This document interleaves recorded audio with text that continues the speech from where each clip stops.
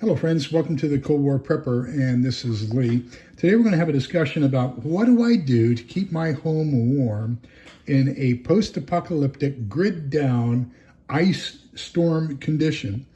So, of course, these are lessons learned from Snowmageddon 2021 and 2022 here in Central Texas, and gosh, I can tell you some stories about that. But anyhow, the number one thing you want to do is create a micro environment, and that is a smaller area is easier to heat than a larger area. You don't want to try to heat the whole house. Heat one room, and even within that one room, if you can heat a smaller portion of that room, that's going to be fantastic.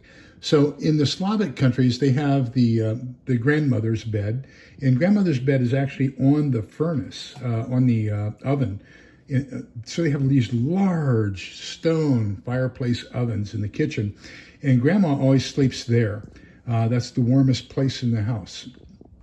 Of course, we don't have that here in the States, but that's kind of the idea we want to do is where can we create a safe, warm environment?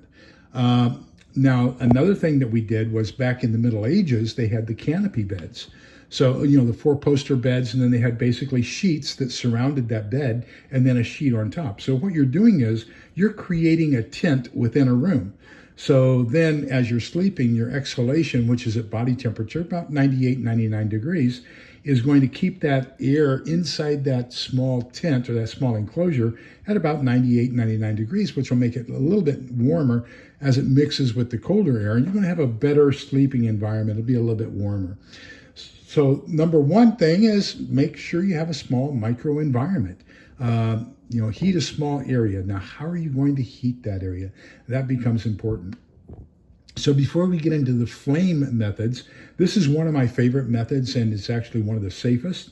But go outside to your grill, start a fire on your grill, and inside your grill, insert some bricks or some stones. So that's what this brick represents, is we're going to throw a whole bunch of bricks and stones in your grill and warm those up. That's what the Native Americans would do. They would dig a small trench where they were going to sleep in their teepee. They would take some rocks, put them out by the fireplace, warm up the rocks, and then when it got time to go to bed, they would take those rocks, throw them into that trench, cover the trench with some earth, and then put their sleeping pallet on top of it, and they kind of had a bed warmer, if you will. So that's one thing we can do, is we can put those stones and rocks in, say, a metal bucket, and then place that on your stove or on an open oven door or in your oven. And, that's going to provide a source of heat for a couple hours, just enough to break the chill, I am sure. While you have that fire going out back, go ahead and put a kettle of water on it and then fill up a whole bunch of hot water bottles. Now, you can throw these hot water bottles in bed and warm your bed up and get everything ready there so that you're going to have a nice warm place to sleep. Another thing you can do for your bed, but this does produce a little bit of a flame, is you can get these hand warmers. And I have two versions. I have the smaller 6-hour and the larger 12-hour Zippo hand warmers. We probably have about half a dozen of those. Fill those up with a little bit of Zippo lighter fluid, and then you can use those to warm up your bed or your body. Put them in your pockets or whatever. Now we're going to talk about flame-producing methods of staying warm. So whenever you're using a flame, there are 5 things I want you to do. Number one, or at least these are the 5 things I do. Number one, make sure you have a smoke detector. Remember that smoke rises. It's lighter than air. So as it rises, it's going to go to the highest point in your home first. So if you have your smoke detector at the highest point in that room, you will be early warned about whether or not you're getting smoke and there is a fire. Then number 2, carbon monoxide is heavier than air, so it's going to fill up from the ground up. So you want to have a carbon monoxide detector. I have one in every room, and I have it below waist level. So if it goes off, I know that the air that I'm breathing is more than likely still good. I just don't want to bend over and get down into the area where the carbon monoxide is.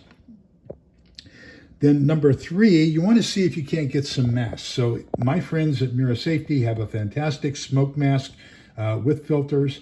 The CM6M, I believe it's still on sale, about 30% off. Just a phenomenal product. Keep that by your bed. This is Helen's. I don't have one yet simply because I have a beard. and I've got to shave my beard off in order for it to seal and be worthwhile. But make sure you have some sort of breathing apparatus just in case you're not in that safe zone in between the carbon monoxide and the smoke. Then number 4, you want to have a good fire extinguisher. So make sure you have a good fire extinguisher available. We have a fire extinguisher in every room. I have one on the nightstand next to my bed as well. And then number 5, if you're going to have an open flame, have somebody awake tending that flame, just paying attention and making sure that the flame does not expand, overheat, or catch anything above it on fire. So now that we've got the safety rules down, what are some of the ways you can use an open flame to warm up? Well, a great way is the Mr. Buddy propane heater. Now, this does use propane butane, and you can use it indoors. However, all of these, when we're talking about open flame, they consume some sort of flammable material, whether it's a charcoal briquette, alcohol, butane, propane, anything like that. You've got to store a lot of fuel in order for it to be effective for a long period of time. So we're going to have to come up with alternatives. These are going to be what you're going to use initially, but then you're going to come up with something different.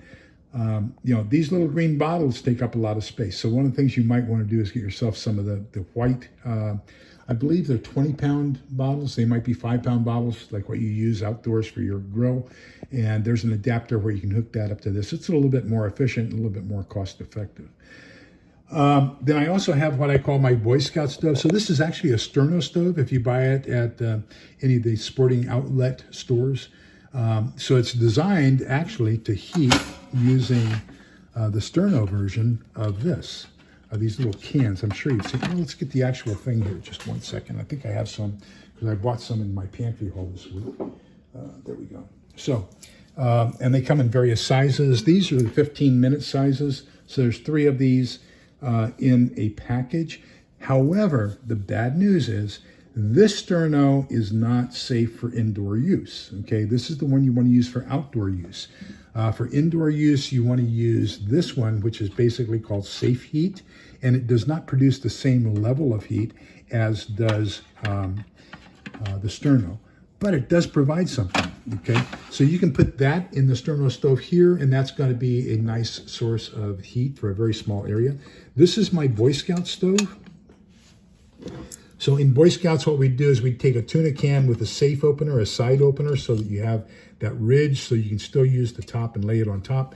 You take some cardboard, roll it up inside of the tuna can, melt some paraffin, pour it on top, fill it up with paraffin, and then you have one big, humongous wick and paraffin candle. So that's really enough to where you can actually use it to cook. So really good as far as heat production. It's just like having a big candle, so you're not producing you're producing minimal carbon monoxide. There will always be a little bit of carbon monoxide no matter what you use. But that's going to be a very safe method for you as well. Another one of my favorite safe methods is this is a Trangia camping alcohol burner stove. So you can see the jets here. You fill it up with alcohol. And once you fill it up with isopropyl alcohol, denatured alcohol, if you're out camping, you can use heat. That's the engine starting fluid. You pour into a carburetor and start your engine. Yellow heat burns hotter than the red heat, so they come in 2 different kinds, red and yellow. If possible, get the yellow one. Do not use the heat indoors. Use isopropyl alcohol, anywhere from 74% to 90%. The higher the alcohol rating, in percent, the hotter the flame's going to be. Another one is we've got this tabletop alcohol burner, and this is in a stove system. This is in a stone system so that it doesn't transfer the heat. You've got your alcohol burner here. It's about a finger deep, and you're going to fill it up to this mark here. It's got a wick.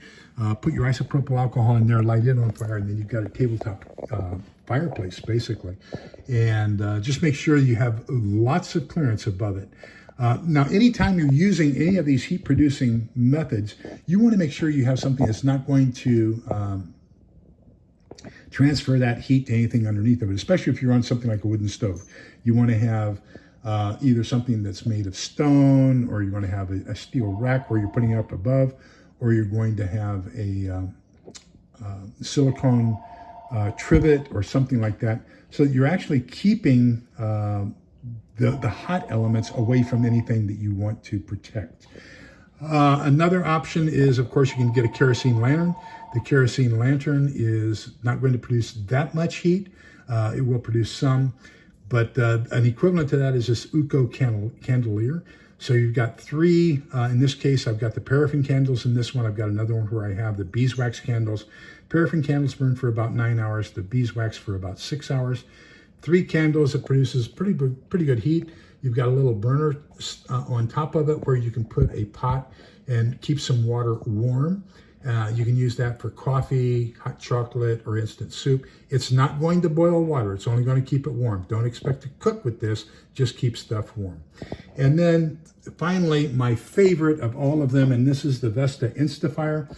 So I've kind of got it taken apart in a sense. You've got this fan system here, and it's got an induction system here, so that what you're going to do is you're going to have 3 cans, up to 3 cans, of that Instafire inside. Now notice it has a grate, so you can use it for cooking as well.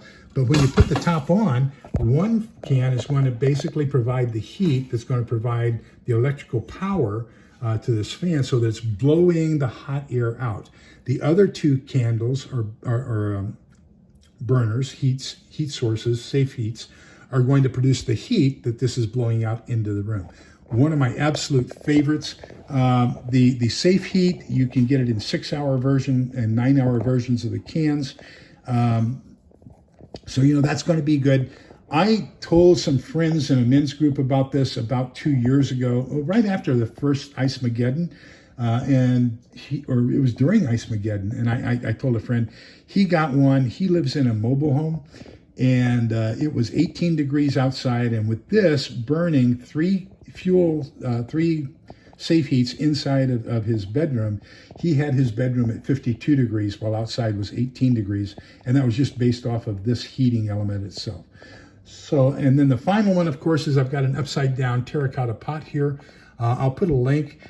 A lot of people swear by it, other people don't, but there is a 3-pot system where you can use tea light candles, and then using the heat from those, from the flames and the gases that come off of those candles, you can provide yourself with a small heater.